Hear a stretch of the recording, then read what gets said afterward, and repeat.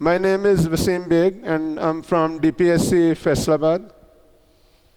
Today we will start first year computer science book, and there are multiple lectures. Today we will study chapter number 1, but before going next, let's take a look at the book. There are 10 chapters in your book. Chapter number 1, Basics of Information Technology, and within bracket you can see the paper scheme. Both short and long questions will be asked from this chapter. Chapter number 2, Information Networks, both short and long questions. Chapter number 3, Data Communication, short and long questions. Chapter number 4, Applications and Uses of Computers. Only short questions will be asked from this chapter. Chapter number 5, Computer Architecture, both short and long questions will be asked. Chapter number 6, Security, Copyright and the Law. Short and long questions will be asked from this chapter. Chapter number 7, Windows Operating System, dedicated for multiple choice questions and practicals. Chapter number 8, Word Processing, only short questions will be asked. And chapter number 9 is Spreadsheet, only short questions will be asked. Chapter number 10 is Fundamentals of the Internet, multiple choice questions and practical questions. Let's take a brief description of all the chapters. From chapter number 1, Basics of Information Technology. This unit is same as you have studied in your class 9th and 10th computer science book. And if you haven't read, I will give you a full description of the technology being used in information sciences. Chapter number 2, Information Networks, dedicated for networking. Chapter number 3, Data Communication. We will discuss different types of ports and transmission methods in computer science. Chapter number 4, Applications and Uses of Computers. Uses of computer in industry, in medical field, in education, etc. And chapter number 5, Computer Architecture, in which we will study architecture of computer hardware, specifically Central Processing Unit, types of RAM, ROM, memory के different types हम इसमें study करेंगे. Chapter number 6, security, copyright and law. इसमें हम देखेंगे कि computer में security, copyright जो किसी और का मटेरियल है उसको हमने किस तरीके से यूज़ करना है और इसके बारे में कानून क्या कहता है.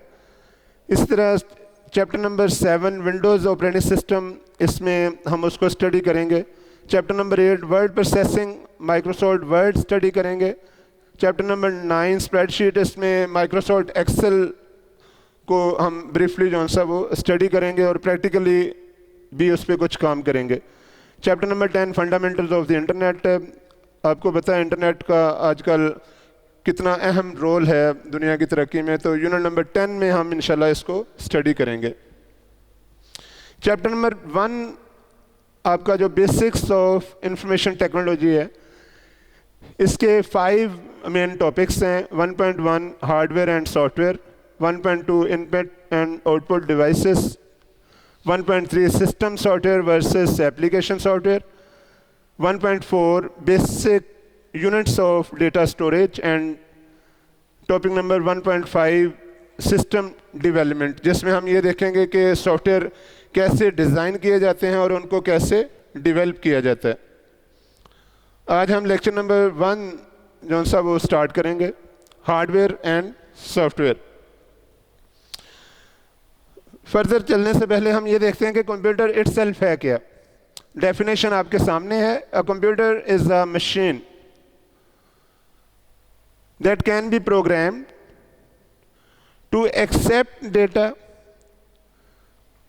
also called input, process it into useful information, also called output, and store it away in a secondary storage device for safekeeping or later use. तो ये तो एक इसकी पेट डेफिनेशन है. हम थोड़ा डिटेल में जाते हैं. In simple word, we can say that computer is a combination of following four things: machine, program, input, and output. These are four ingredients of a computer. As you can see in the diagram, to function, a computer system requires four main aspects of data handling: input, processing, output, and somehow storages are also connected to the processing unit to store data for later use. When we give input to the computer system, system processes it and gives output. Output is also called information. Same like input is also called data. So we can interpret this diagram as data, process, information. And the processed form of data can be stored in the storage media that is attached to the processing unit. Hardware and software. Very simply, we can say hardware are the physical components जिनकी कुछ physique है, जिनका कुछ wait है, जो space लेते हैं. लेकिन यहाँ थोड़ा सा आपने अपने कंसेप्ट्स को क्लियर करना है कि कंप्यूटर में जब स्पेस की बात होगी तो लॉजिकल स्पेस की बात भी होगी, मेमोरी की बात भी होगी. तो स्पेस मीन ये नहीं कि आपने चेयर रखने के लिए आपको स्पेस चाहिए, बल्कि डेटा को स्टोर करने वाली स्पेस भी स्पेस ही कहलाती है. तो हम कह सकते हैं कि hardware are the physical components of a computer system you can touch, and on the other hand, software programs are the logical components of a computer system you can't touch. तो छोटा सा डिफरेंस है. जिन चीज़ों को आप छू सकते हैं वो हार्डवेयर हैं, जिनको आप छू नहीं सकते लेकिन उनकी लॉजिकल एग्जिस्टेंस है, उनको आप सॉफ्टवेयर कहेंगे. The hardware is responsible for these four areas, operates as below. ये चार एरियाज हैं जिनके मुतालिक हार्डवेयर अपना काम करता है. नंबर 1, इनपुट डिवाइसेस होंगी इसमें. इनपुट ये फिज़िक्स की टर्म में आपने ऑलरेडी पढ़ी होगी. इनपुट का मतलब है कि वो काम हम जो मशीन के ऊपर हम कुछ काम करते हैं. जैसे अगर आप फॉर एग्जांपल बाइक यूज़ कर रहे हैं तो हम उसमें पेट्रोल डालते हैं, उसका इंजन रिवाइव करता है और गाड़ी आगे बढ़ती है. सेम लाइक अगर आप बाइसिकल यूज़ करते हैं तो आप उसमें पैडल चला रहे हैं, तो वो इनपुट कहलाएगी. Accepts data in a form that the computer can use and then stands it to the processing unit. Number 2, the processor CPU itself, ये एक माइक्रो प्रोसेसर है. माइक्रो प्रोसेसर इसको क्यों कहा जाता है? क्योंकि ये माइक्रो लेवल पे इंस्ट्रक्शंस को प्रोसेस कर सकता है. CPU has the electronic circuitry that manipulates input data into the form of useful information. Third ingredient output devices हैं. लाजमी हमारे पास आउटपुट डिवाइसेस नहीं होंगी तो हमें पता नहीं चलेगा कि डेटा प्रोसेस हुआ तो क्या हुआ. इनपुट के बाद प्रोसेसिंग होती है, प्रोसेसिंग के बाद आउटपुट का होना बहुत ज़रूरी है. अदरवाइज़ हम डिफ़ाइन नहीं कर सकेंगे कि हमारी जो इनपुट थी वो प्रोसेस हुई या नहीं. Output devices show us the process data that is information in the shape we want it. किसी भी शेप में, ये ऑडियो आउटपुट भी हो सकती है, वीडियो आउटपुट भी हो सकती है, या इसके अलावा कोई और फॉर्मेट भी हो सकता है. Storage usually means secondary storage. अब जब स्टोरेज की बात होगी ना तो आम तौर से हम कहते हैं कि ये सेकेंडरी स्टोरेज है. सेकेंडरी मीन जो बाद में यूज़ होगा, लेटर यूज़ के लिए. Which consist of secondary storage devices such as hard disk, HDD भी इसको कह लेते हैं, hard disk drive. Hardware devices 1.1.1 आप बुक के ऊपर देख सकते हैं.